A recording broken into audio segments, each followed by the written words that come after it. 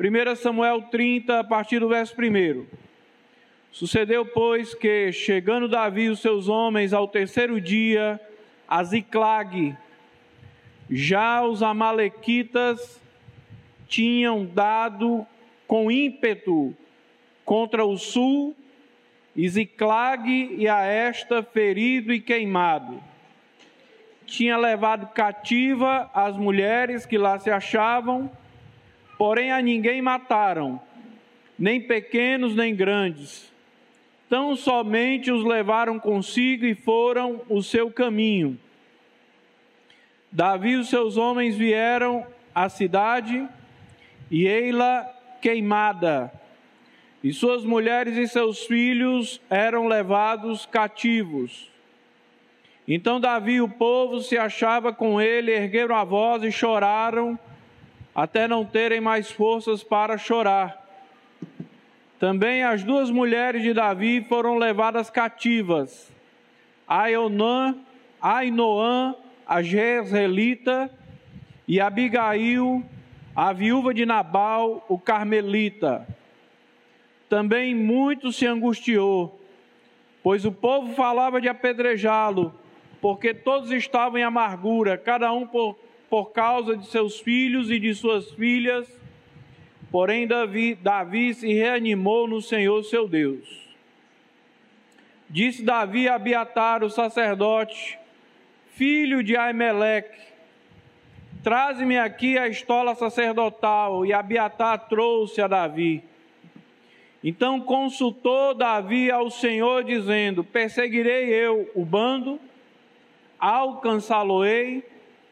Respondeu-lhe o Senhor: persegue-o, porque de fato o alcançarás e tudo libertarás. Partiu, pois, Davi, ele e os 600 homens que com ele se achavam, e chegaram ao ribeiro de Besor, onde os retardatários ficaram. Davi, porém, e 400 homens continuaram a perseguição, pois que 200 ficaram atrás, por não poderem, de cansados que estavam, passar o ribeiro de Besor. Acharam no campo um homem egípcio e o trouxeram a Davi. Deram-lhe pão e comeu, e deram-lhe a beber água.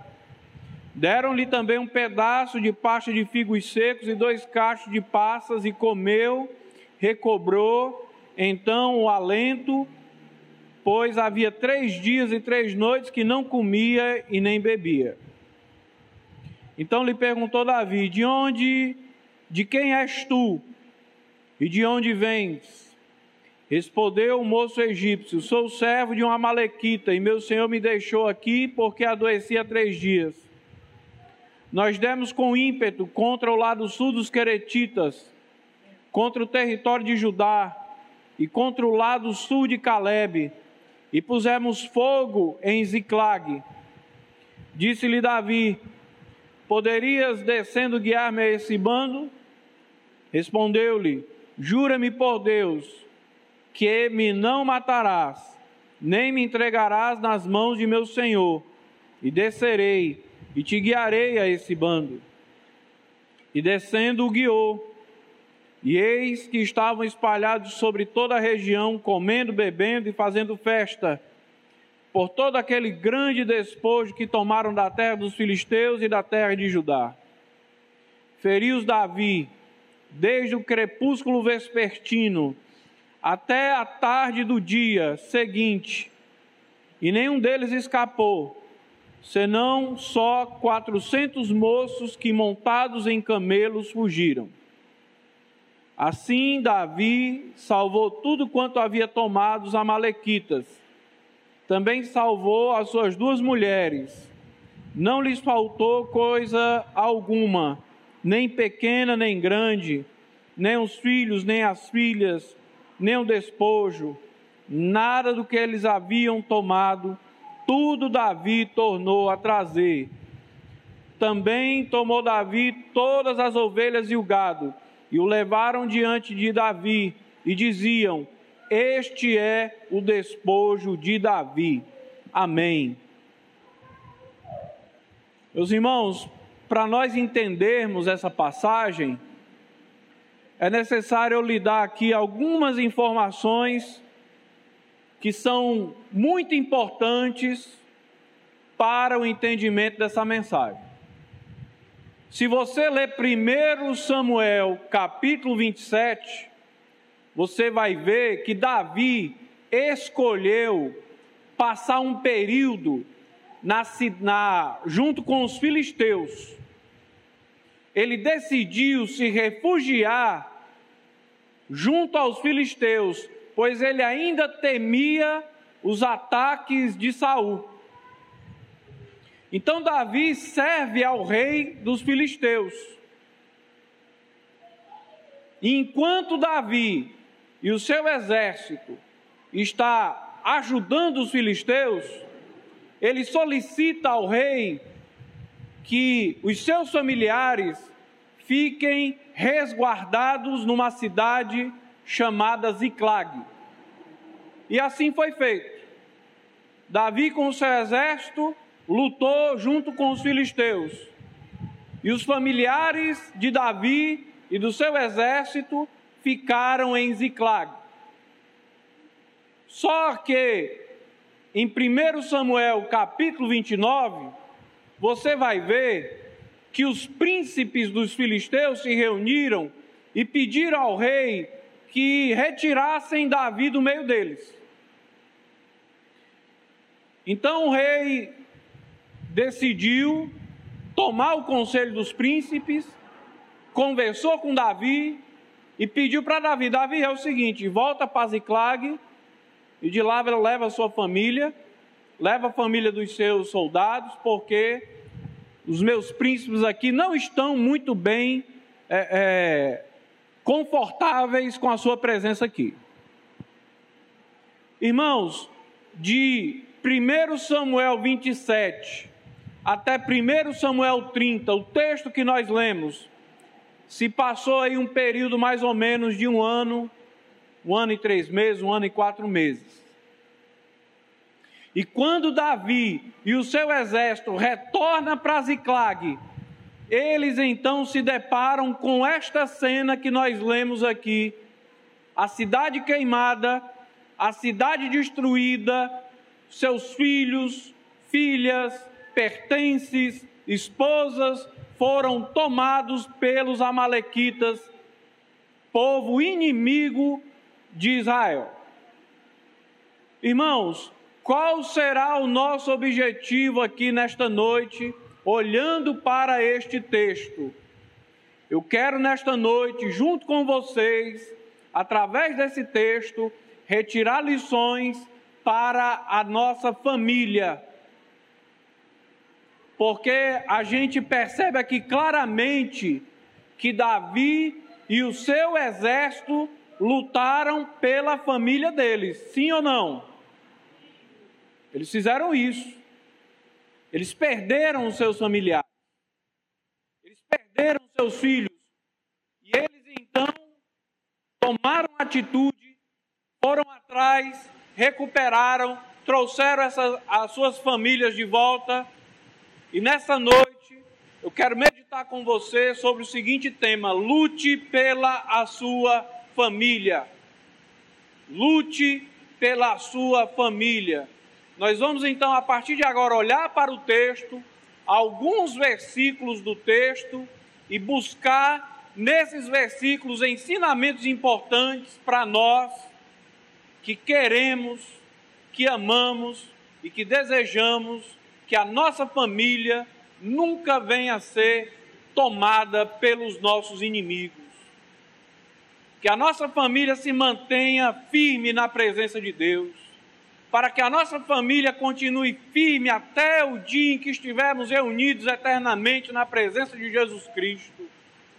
Então nós vamos olhar aqui para alguns versículos, irmãos, e retirar lições para a nossa vida.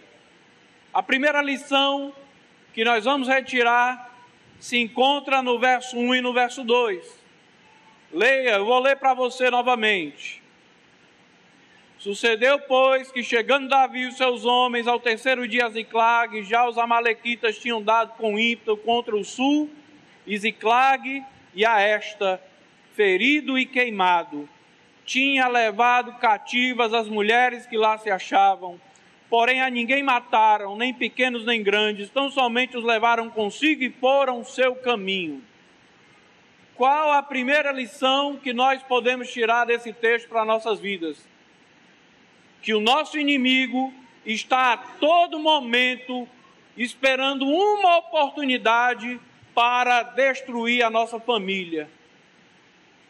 O inimigo das nossas almas, o diabo e os seus agentes e os seus filhos estão a todo momento observando, e no momento em que eles assim acharem oportuno, eles nos atacarão e eles farão de tudo para destruir o nosso lar, para destruir a nossa família. Meus irmãos, eu não estou aqui querendo fazer medo para ninguém. É a realidade. É a pura realidade. Infelizmente, irmãos, nós, crentes em Cristo Jesus, conhecedores da palavra de Deus, tem uma frase do apóstolo Paulo lá em Efésios capítulo 5, que ele diz assim: desperta tu que dormes. E muitas vezes, irmãos, nós estamos dormindo espiritualmente. Muitas vezes, irmãos, nós estamos até ativos no nosso trabalho, nas nossas atividades, correndo atrás, acordando cedo, dormindo tarde, resolvendo um problema, resolvendo outro. Estamos aí na batalha, no corre, né, como diz hoje no popular, na correria do dia a dia. Mas, infelizmente, muitas vezes estamos tão envolvidos com essas coisas que esquecemos aquilo que é principal para nossas vidas, que é o principal da nossa vida, a nossa família. E enquanto nós estamos envolvidos com o trabalho, envolvidos com as tarefas do dia a dia, envolvidos com as preocupações do dia a dia, envolvidos com todas as coisas que diz respeito a esta vida, muitas vezes nós nos esquecemos do nosso lar. Mas enquanto nós estamos dormindo, enquanto nós estamos muitas vezes sem prestar a devida atenção ao que acontece no nosso lar, ao que acontece com a nossa família, infelizmente, a realidade que a palavra de Deus nos mostra é que o diabo e os nossos inimigos estão bem atentos. Os irmãos, nós temos que olhar para esse texto e fazer a seguinte pergunta: casados que aqui estão, pais de família, mães de família que aqui estão, você, em meio a essas correrias do dia a dia, você tem dedicado atenção ao seu lar? Pais que aqui estão, o que é que seus filhos assistem no celular durante o dia, quase que inteiro, muitas vezes? Maridos que aqui estão, suas esposas, sua esposa, com quem que ela fala, com quem que ela anda, quem são as suas amigas? Esposas que aqui estão, quem são os amigos do seu marido? O que o seu marido tem feito? Pais que aqui estão, o que é que os seus filhos, com quem que os seus filhos compartilham, com quem que os seus filhos andam, com quem os seus filhos estão a todo momento conversando, através das redes sociais. Meus irmãos, nunca na história da humanidade nós temos visto um ataque tão vil, um ataque tão direto, um ataque tão covarde contra a família estabelecida na palavra de Deus.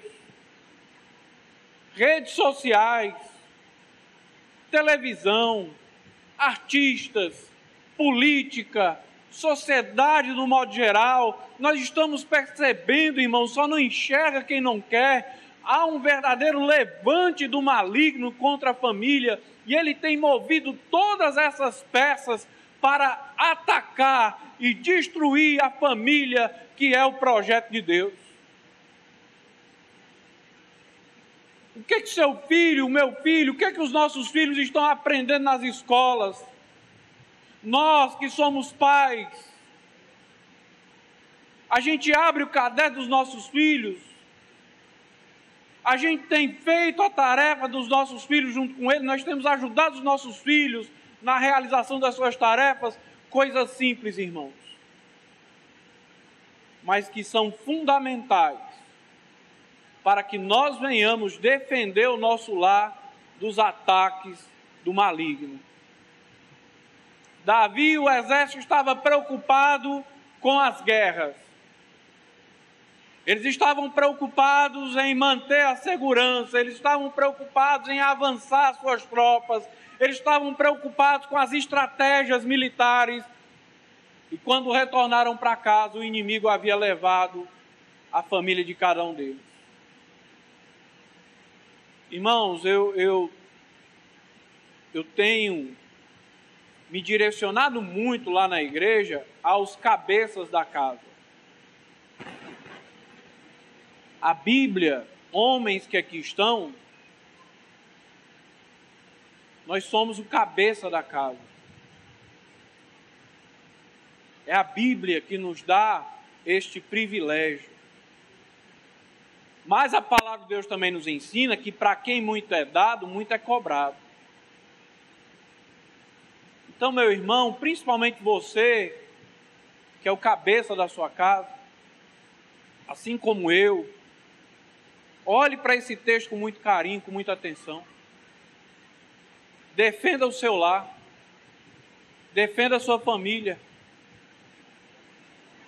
Faça o que for possível para que dentro da sua casa você tenha o máximo de segurança possível. Eu não estou falando de câmeras, eu não estou falando de vigilantes nas ruas, eu não estou falando de arma dentro de casa, nada dessas coisas. Eu estou falando da segurança que vem do alto, eu estou falando da segurança que vem do céu, eu estou falando da segurança que vem da palavra de Deus. Ensine a palavra de Deus no seu lar. Ore com seus filhos e com a sua esposa, ore por eles, esteja a todo momento velando pela sua casa, pela sua família, esteja a todo momento fazendo como o apóstolo Paulo nos ensina, lá em 1 Timóteo, que os homens com as suas mãos santas estejam a todo momento orando, intercedendo, colocando a sua família e o seu lar diante de Deus. Porque o inimigo, irmãos, ele não vai cessar. Ele não vai tirar folga, ele não vai dar um tempo, ele não vai deixar para depois. A gente, infelizmente, sim. Depois eu oro, depois eu leio a Bíblia, depois eu oro com a minha família. Infelizmente é assim que muitas vezes a gente faz. Então esteja atento, porque o inimigo vai procurar todos os meios para atacar o nosso lar e a nossa família. O verso de número 4 nos ensina uma segunda lição. Então Davi e o povo que se achava com ele ergueram a voz e choraram, até não terem mais forças para chorar. Irmãos, é claro, é lógico, que nós compreendemos muito bem a aflição de Davi e dos seus soldados. Quem é, irmãos, que ao chegar em casa e não ver a sua casa como deixou, e a sua família resguardada dentro do seu lar, e ficar sabendo que a sua família foi levada, que a sua família foi sequestrada, quem é, irmãos, que não vai chorar até não poder mais, como diz o texto aqui no verso 4. Só que eu vejo aqui um problema nesse versículo. Infelizmente, Davi e o exército dele só chorou depois que perdeu. E é o que muitas vezes nós fazemos também. Tem aquele ditado que diz que as pessoas só valorizam as coisas depois que perdem. Muitas vezes a esposa morre, aí lá está o viúvo no pé do caixão, chorando copiosamente. Mas enquanto estava com vida, não demonstrava tanto amor assim, não demonstrava tanto carinho assim. É muitas vezes também a esposa, é muitas vezes quantos e quantos filhos, irmãos, seus pais morrem, ficam lá chorando, lamentando, mas muitas vezes amanhece dia, termina o dia, não tem coragem de tomar a benção para o pai e para a mãe. Infelizmente nós somos assim, nós só valorizamos alguma coisa quando perdemos. E é essa a impressão que eu tenho de Davi e do seu exército. Passaram mais de um ano guerreando, irmãos. E choraram depois que perderam. O momento de chorar pelo nosso lar, pela nossa família é agora. Chore agora pelo seu casamento. Chore agora pelo seu cônjuge. Chore agora pelos seus filhos. Chore agora pelo seu lar. Esteja aos pés de Cristo, chorando se for preciso. Senhor, guarda a minha casa. Senhor, guarda a minha família. Senhor, guarda o meu casamento. Senhor, guarda os meus filhos. Senhor, se o Senhor não edificar a casa, em vão trabalhos que a edificam. Senhor, se o Senhor não vigiar a cidade, em vão vigia a sentinela. É inútil me levantar de madrugada, comer o pão que penosamente granjeaste. Ao Senhor, aos seus amados, o Senhor dá enquanto dorme. O momento de chorar pela família é agora, irmãos. Não deixe para chorar depois que perde. O texto que nós lemos aqui, a gente se alegra no final do texto, porque Davi recuperou. Mas infelizmente, irmãos, muitos vão chorar depois e não terá mais como recuperar. Muitos vão perder e não vão ter mais como recuperar, vai ser tarde. Então, meu irmão, não deixe para depois. Não deixe para amanhã o que você pode fazer agora, nesse momento aqui. Há uma terceira lição que eu aprendo nesse texto, a partir do verso de número 6. Davi muito se angustiou, pois o povo falava de apedrejá-lo, porque todos estavam em amargura, cada um por causa de seus filhos e de suas filhas, porém Davi se reanimou no Senhor seu Deus. O que é que eu percebo aqui no verso 6, irmãos? Que o povo, depois de chorar, depois de lamentar, eles resolveram apontar um culpado. E realmente, Davi tinha culpa. Davi não poderia ir com os 600 homens servir ao exército dos filisteus, ele poderia ter deixado. Mas o fato que eu vejo aqui no verso 6, que é o que acontece muito também conosco, é que sempre diante de uma situação como esta, nós vamos procurar os culpados.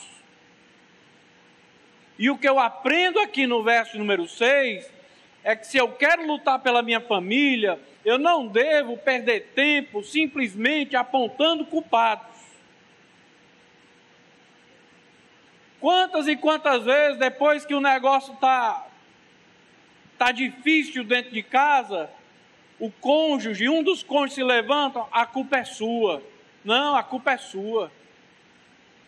Está vendo o que foi que você fez naquele dia, o que foi que resultou? Está vendo as suas palavras? Está vendo não sei o quê? E começa aquela sessão de apontamentos. Um apontando para o outro, a culpa é sua, não, a culpa é sua. E nada de resolver o problema. Irmãos, Salmo 15 foi lido e foi explicado aqui na quarta-feira. E uma das características de um servo de Deus, lá no Salmo de número 15, nos ensina que ele jura com dano próprio e não se retrata.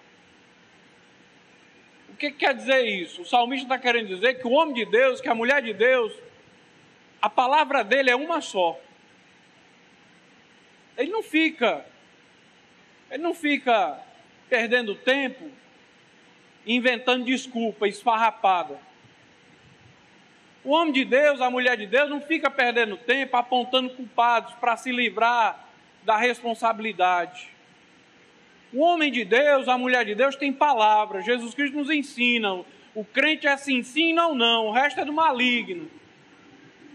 Então, meu irmão, quando o negócio estiver difícil na sua casa, quando a situação estiver um pouco descontrolada, quando as coisas não estiverem tão bem, faça diferente. Ao invés de apontar culpado, procure solução. Ao invés de ficar perdendo tempo com críticas, com desculpas que não levam a nada, vamos procurar a solução, vamos resolver o problema. Lá em casa, eu, os meus filhos, minha esposa, às vezes meus filhos estão fazendo alguma coisa, estão lá fazendo algum serviço. Miguel, Miguel é um pouquinho mais trabalhoso, sabe? Miguel é do meio, tem 12 anos. E aí ele começa a enrolar, ele começa a dar desculpa. Meu filho, desenrola isso aí, meu filho, desenrola. É assim, meus irmãos, que muitas vezes nós devemos fazer dentro da nossa casa. Vamos desenrolar. Vamos parar de perder tempo. Vamos atrás de resolver a situação.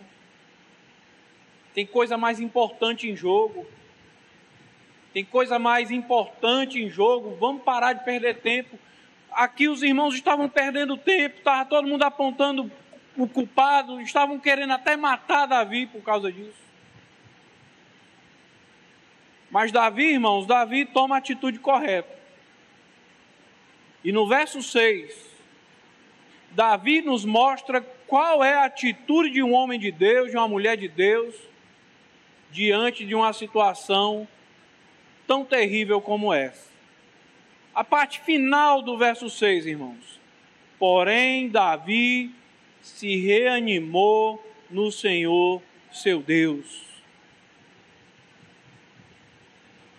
Pastor, o que eu devo fazer? Minha casa está pelo avesso. Meu casamento está por um fio. Eu perdi o controle dos meus filhos.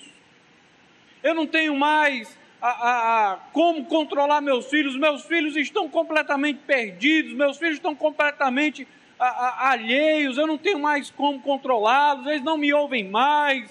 A situação na minha casa está terrível. O que é que eu devo fazer? O que é que um homem de Deus, o que é que uma mulher de Deus faz num momento como esse? Verso de número 6. Se reanime no Senhor. Se reanime no Senhor. É momento de buscar a Deus. É momento de colocar essa situação diante de Deus. É momento de pedir o direcionamento de Deus, como Davi fez, do verso 7 até o verso 9. Nós vamos ver Davi pedindo o direcionamento de Deus. Senhor, o que eu devo fazer? Eu devo persegui-los? Eu vou alcançá-los? O que eu devo fazer, Senhor? E o Senhor responde através do servo Abiatar: pode perseguir, você vai alcançar e você vai recuperar tudo o que perdeu, vai libertar a sua família e a família dos seus soldados. É isso que nós devemos fazer. O salmista no Salmo 37 nos dá mais ou menos a mesma lição, quando ele diz: entrega o teu caminho ao Senhor, confia nele, o mais ele fará. Tem situações, independente de qualquer coisa, nós devemos entregar tudo nas mãos de Deus. Nós devemos colocar tudo nas mãos de Deus. Antes de falar alguma coisa, irmãos, que não vai edificar, antes de tomar uma decisão precipitada, antes, meu irmão, de tomar uma atitude que pode ser fatal muitas vezes, lá no Salmo 42, verso 7, o salmista também nos ensina que um abismo chama outro abismo. Muitas vezes uma situação ruim pode ficar pior por conta de uma atitude, por conta de uma palavra, por conta de um destempero qualquer. O que é que o homem de Deus e a mulher de Deus deve fazer? Se reanimar no Senhor, buscar a presença do Senhor, pedir o direcionamento do Senhor. É isso que nós devemos fazer. Diante desse quadro que nós temos vivido no nosso país, no nosso estado, diante dessa onda maligna que tem tomado conta do nosso mundo, é isso que nós devemos fazer. Se reanimar no Senhor e pedir o direcionamento do Senhor. Você tem feito isso? Cabeça da casa, os cabeças da casa que aqui estão, o que é que você faz quando a situação não está bem legal? A quem você consulta? É o amigo do trabalho? É o amigo da faculdade? Muitas vezes a gente toma conselho até com ímpios para certas situações. É isso que nós temos feito? Ou será, meu irmão, que é infinitamente melhor apresentar para Deus? Eu gosto muito, irmãos, do cantor Lázaro, aquele baiano que faleceu agora na pandemia. E ele tem uma música que eu adoro, aquela música dele, Conte a Deus. Você chegar em casa, se você quiser ouvir, pode escutar, é muito boa. E quando termina o louvor, ele vai fazer uma espécie assim de ministração, eles chamam, né? Ele vai pregar. E aí ele fala algo interessante, que geralmente é o que a gente faz. Diante de uma situação difícil, a gente sai contando para todo mundo. A gente espalha nas redes sociais. A gente procura pessoas que muitas vezes não têm a menor condição de nos ajudar, menos a Deus. Conta para todo mundo e não conta para Deus. Pede conselho a todo mundo e não pede para Deus. É por isso que, infelizmente, muitas famílias estão à beira do fracasso. Famílias crentes, famílias cristãs. Faça como Davi. Se reanime no Senhor. Ontem mesmo, irmãos, eu fui visitar um casal. Quando eu cheguei na casa, eu falei com a esposa, e aí, minha irmã, como é que está essa força? Pastor, eu estou cansada. Estou cansada de sofrer. Quantos que estão cansados? Quantos, meus irmãos, que já estão se sentindo sem força, sem ânimo? Quantos que já entregaram a causa? Eu não vou fazer mais nada, não adianta, eu não consigo. Se porventura nós estamos prestes a chegar a esse estágio, está aqui a palavra que você precisa colocar em prática na sua vida. Se reanime no Senhor. Se reanime no Senhor. O verso de número 16. O verso número 16 tem mais uma lição para nós. Eu vou ler para você. E descendo o guiou, e eis que estavam espalhados sobre toda a região, comendo, bebendo, fazendo festa, por todo aquele grande despojo que tomaram da terra dos filisteus e da terra de Judá. Encontramos alguém feliz com famílias destruídas. Encontramos aqui pessoas que estão festejando porque famílias foram destruídas. Os inimigos do povo de Deus. Encontramos aqui, irmãos, pessoas que estavam felizes porque famílias haviam sido destruídas. E, meus irmãos, assim como no verso 16, alguém também fica muito feliz quando vê que entre um casal não há perdão. Assim como no verso 16, a gente sabe também que alguém fica muito feliz quando um marido turrão não perdoa a sua esposa. Assim como no verso 16, a gente sabe também que alguém fica muito feliz quando uma esposa decide não perdoar o seu marido. Tem alguém que fica muito feliz também quando muitas vezes vê os seus pais abandonando os seus filhos. Eu vou deixar para lá, não adianta, eu não vou fazer mais nada, ele não me ouve, ele não me atende. Esse alguém, nós sabemos muito bem quem é o próprio Satanás, o diabo. Enquanto maridos e esposas estão a guerrear dentro de casa, enquanto famílias estão desprezando a palavra de Deus no seu lar, enquanto pais estão protelando, deixando para depois o ensinamento bíblico na sua casa, enquanto esposas estão deixando de interceder, de orar, e entregando a sua vida, entregando a sua casa, por causa de um sentimento mesquinho, por causa de um sentimento de soberba, por causa de um sentimento de orgulho, e dia após dia, essa família definhando, perdendo o amor, perdendo o respeito, perdendo a paz, perdendo a harmonia. Tem alguém que está festejando ao ver tudo isso, é o diabo.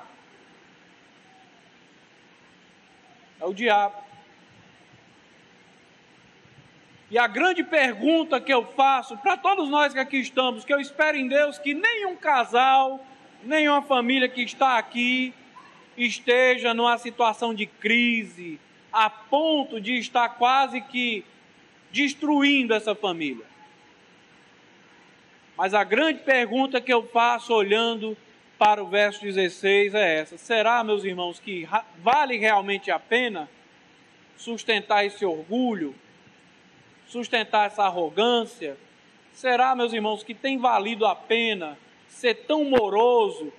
Deixa eu usar logo o português claro, né? Ser tão preguiçoso para com as coisas de Deus.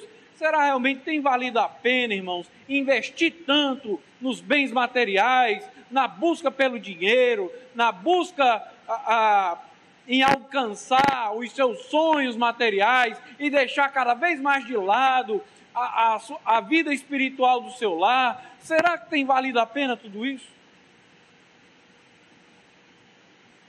Até quando, irmãos, nós vamos negligenciar? Até quando nós vamos continuar com um posicionamento de orgulho? Eu não dou o braço a torcer. Ele que vem me pedir perdão, ela que vem me pedir perdão. Eu não dou o braço a torcer. Se ele quiser que peça, se ele quiser que se humilhe. Será, meus irmãos, que isso tem valido a pena? Vou repetir. Tem alguém muito feliz ao ver toda essa cena acontecendo dentro da casa dos crentes. É o diabo. Então, meus irmãos, vamos parar de promover festa no inferno e começar a promover festa no céu. Está na hora da gente engolir um sapo de vez em quando, pelo bem do nosso lar. Está na hora, meu irmão, de deixar de ser turrão. Está na hora, minha irmã, de deixar de ser orgulhosa. Está na hora de correr atrás do seu filho. Está na hora de interceder pela vida do seu filho. Está na hora de perdoar o seu filho.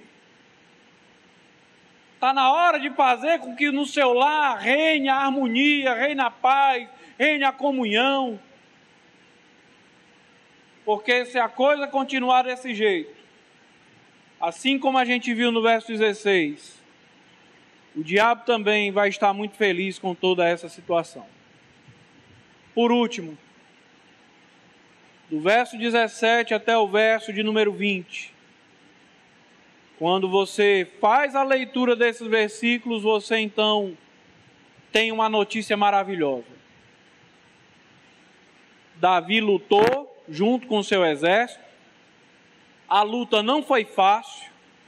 Se você olhar o verso 17, você vai perceber que essa luta durou mais ou menos 24 horas, crepúsculo vespertino, até a tarde do dia seguinte. Foi uma luta intensa, foi uma luta longa, foi uma luta quase de um dia, mas Davi e o exército dele, orientados por Deus, direcionados por Deus, venceram aquela batalha e trouxeram os seus filhos, trouxeram suas esposas, trouxeram os seus pertences e venceram essa guerra e trouxeram a sua família de volta junto com eles. Mas para isso eles tiveram que lutar. Para isso eles tiveram que brigar muito. Mas o Senhor recompensou e abençoou aqueles irmãos. E eu tenho certeza, irmãos, se nós também tomarmos essas mesmas atitudes, mas pastor, eu tenho que lutar também, eu vou ter que brigar também, eu vou ter que matar também. Irmãos, nós temos também armas espirituais. Leia Efésios capítulo 6, quando você chegar na sua casa. Couraça da justiça, capacete da salvação, escudo da fé, cinto da verdade, pés calçados com o evangelho, espada, que é a palavra de Deus. Está aí as armas do crente.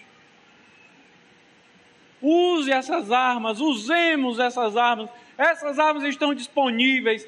Essas armas o governo, nem ninguém pode proibir de ser usada. Essas armas estão à nossa disposição. Essas armas devem ser usadas. É a armadura cristã.